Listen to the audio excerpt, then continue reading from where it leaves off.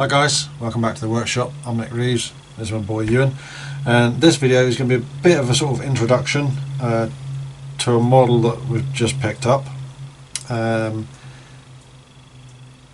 It's possibly going to lead to something new and maybe an experiment later on, but I'll come back to that in a minute. The model in question is the one in front of us. It is a Precedent Funfly. These first appeared, I think, in the early 90s. They were designed, I can't remember who they were designed by, but they were designed to be an entry-level Funfly competition model for Class 2. The class evolved on and these models became less competitive, even though you can still fly them now. And you can still get the kits for these from Slec, albeit they're updated, they're laser cut. This one is an original one. The new ones have a built-up wing. This one has a foam core veneered wing. I don't know how old this particular aeroplane is, but it's certainly not new, and it's certainly been in a shed or various sheds and a garage for at least 15 years.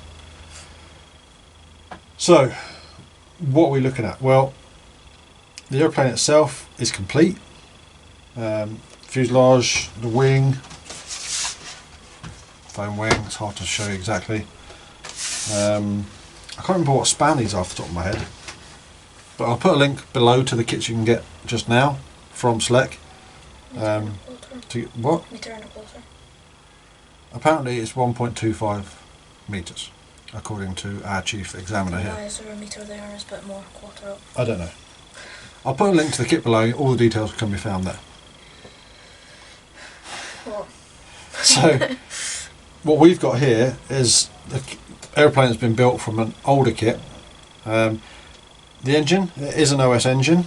What OS engine I don't know, because I can't actually see the sides of it to see what it says, but just going on the code that is on the exhaust, I think it's a 40 FP. It might not be, I don't know. The good thing is there's a hatch here that can be taken off to get to the tank, and I should then be able to see down the side of the engine to see what it says, see what engine it is. It's complete with radio gear, as in original servos. We've got three 3001s in there. I'm guessing it's going to be a 3001 in the wing, although I haven't looked. There's an original NICAD, so it shows how old this is.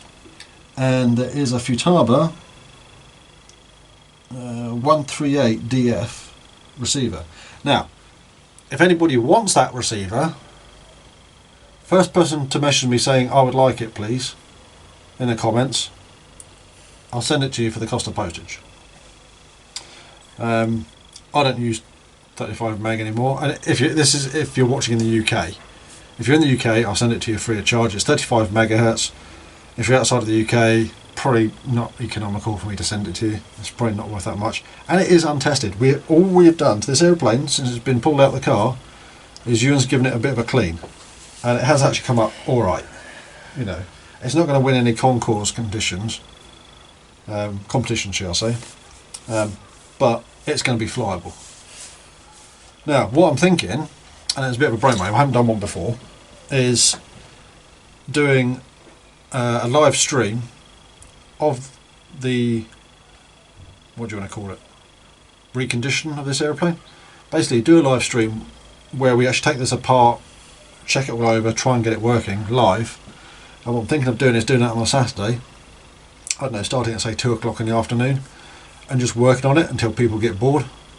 I should be able to answer questions as we go on how we do things.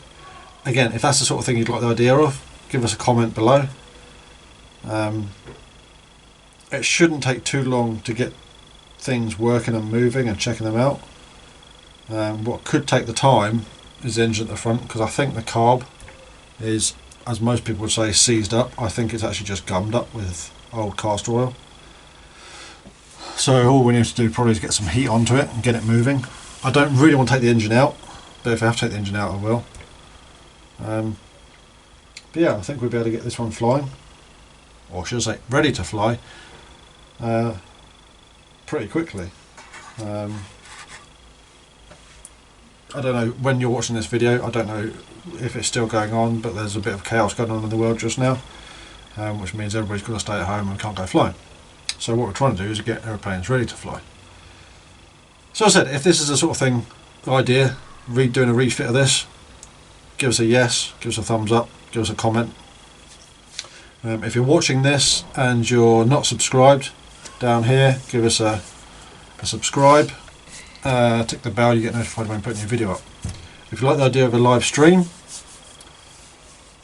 I think it's something we want to try. It does mean I've got to tidy up this whole area a lot and get technological things sorted out. I don't know exactly what I need for doing a live stream on to YouTube,